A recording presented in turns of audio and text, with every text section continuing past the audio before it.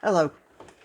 I I just wanted to say a few words because I've had some comments from people after my last video in which I analysed Shelley's Ozymandias. And some people said, well, that was really interesting. I've got to read more Shelley.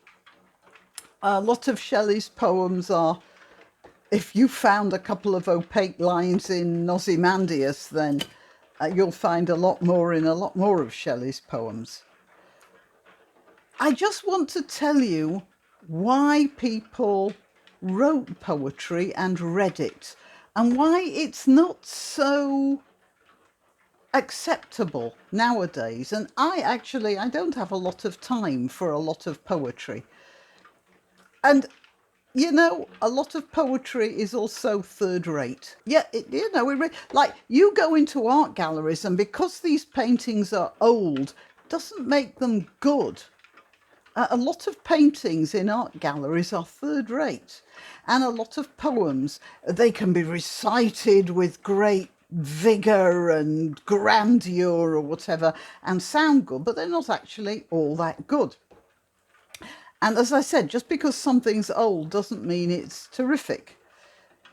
But as I did say to one of my correspondents, when we look at old things, works of art, statues, paintings, or when we read poetry or novels from earlier centuries, that's the nearest thing we're ever going to get to time travel. And pulling down statues, which is happening all over the place recently, or ignoring poetry or novels or whatever from previous years because you find the people who created these works not to be your taste politically or socially or sociologically. It's like passing up an opportunity to like somebody hands you two golden tickets to the 19th century or the 18th century or whenever. And that's how we should look at these things.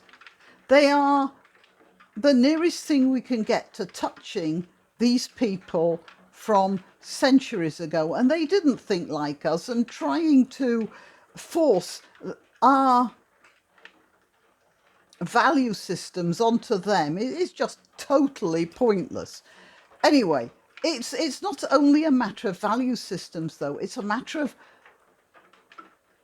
what was actually going on that caused certain things to happen. So, for instance, I suppose you could say poetry started with epic tales told around the fire. And, stuff like the Odyssey, the Iliad, those sorts of things. They are epic tales. Why were they written in poetry? Because poetry is easier to remember. And now everybody has had the experience of a half-remembered song from their childhood, and as you, I know it's happened to me. You remember a couple of words from the song. You start singing the song either half aloud or in your mind, and then the words just pop into place as you progress through the song, even though you thought at the beginning that you didn't remember it all.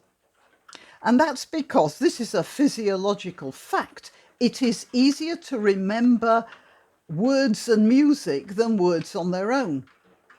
And with poetry, it's easier to remember sets of words that have a rhythm and a rhyme than it is to have, to remember a lot of prose.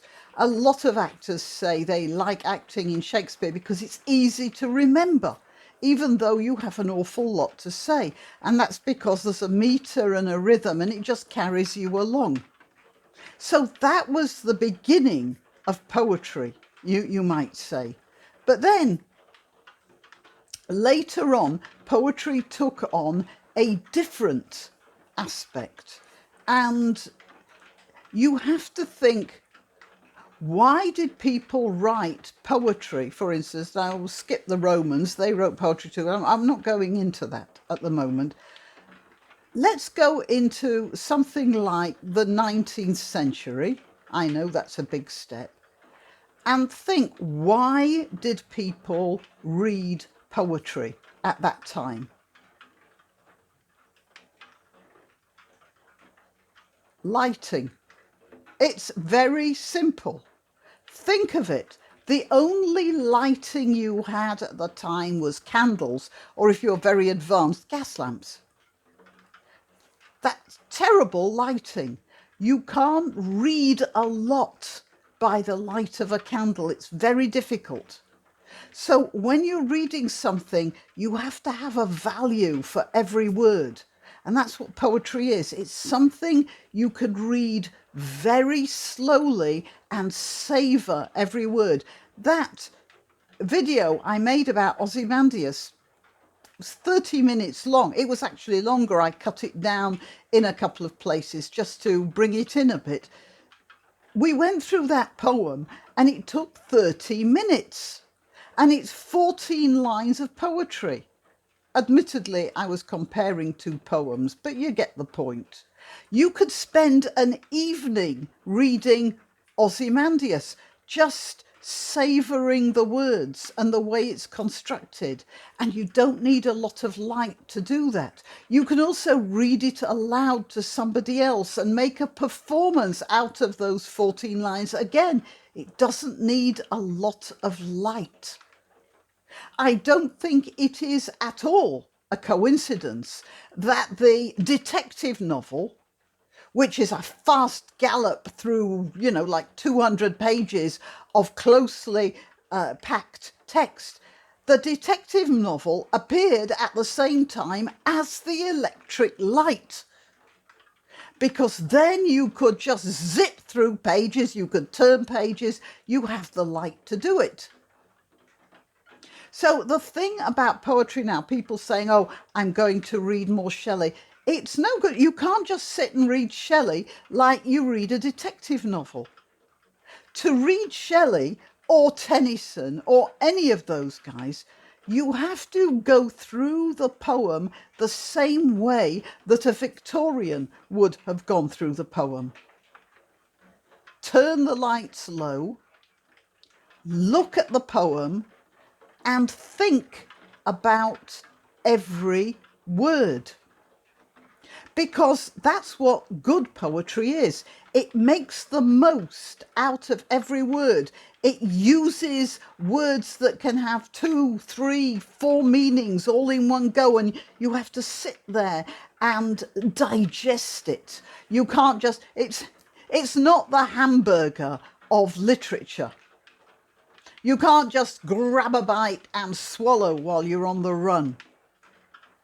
It's a fine steak. You have to have thin slices and chew it slowly.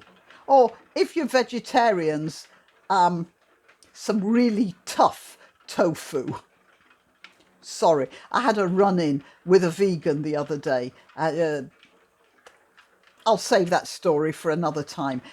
Anyway, I just want you to realise you don't just, when you sit and read a poem that was written in the 16th, 19th century, whatever, it was meant to be read usually in conditions of low light, when you couldn't gallop through pages of text.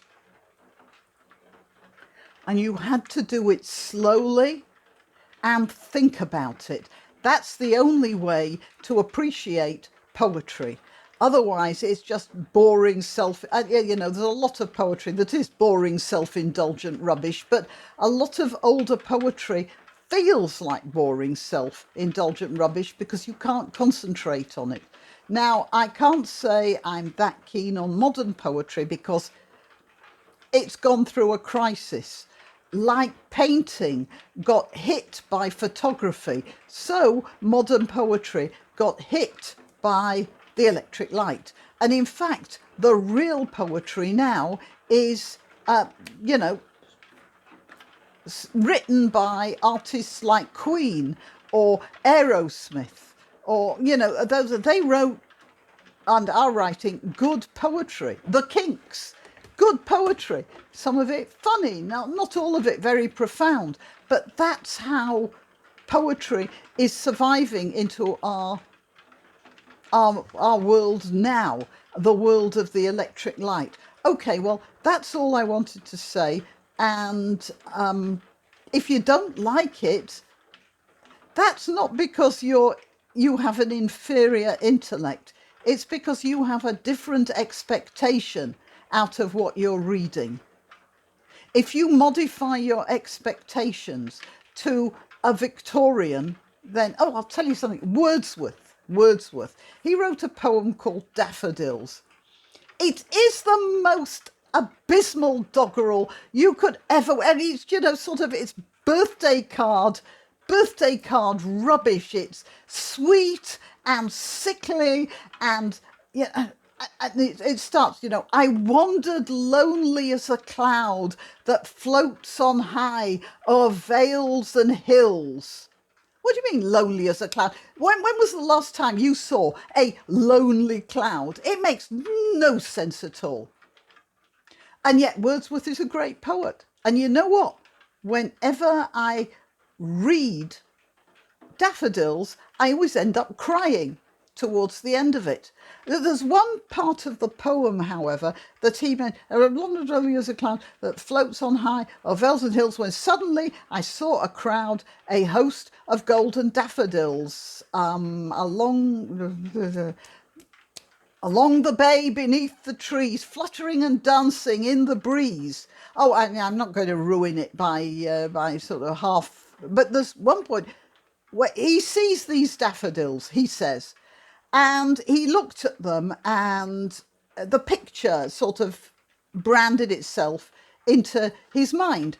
And then he says, and oft when on my couch I lie, in silent or in pensive mood, they flash upon that inner eye which is the bliss of solitude. Now, what he was talking about there was that there's a lot of time that Victorians or earlier spent in absolute silence. Might have been the ticking of the grandfather clock in the hall. That was it. And he would just sit, you know, or recline on his couch and just go through things in his mind, something we very rarely do nowadays, in silence.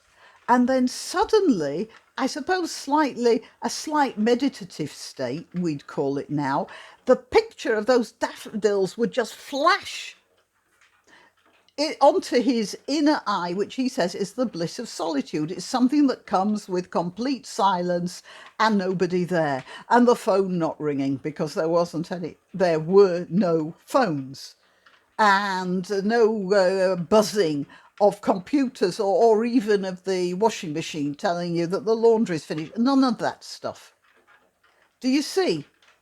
He mentions that, and that's the sort of attitude you should have to poetry. Maybe sometime I'll go through Wordsworth's Daffodils, if I can get through it without bursting into tears, because I nearly always do. All right, well, that's my video, another one about poetry. Hardly topical, but I want to tell you that I have been thinking much of Tennyson's Lotus Eaters recently when it came to the lockdown. All right, I'll leave you with that. If you want to donate or contact, the information will be rolling over the Graniopteryx as I speak. Please like, subscribe and share because it does help with the algorithm. If you visit my channel on YouTube and one day discover that I've disappeared without warning, you'll still find me on BitChute or Minds. Just go to either of those platforms and do a search for for Grannyopteryx. If you're already watching this on BitChute or Minds, good for you. Meanwhile, if you're watching this on YouTube, remember that you must keep checking the subscribe and bell icons because occasionally they reset. Till next time.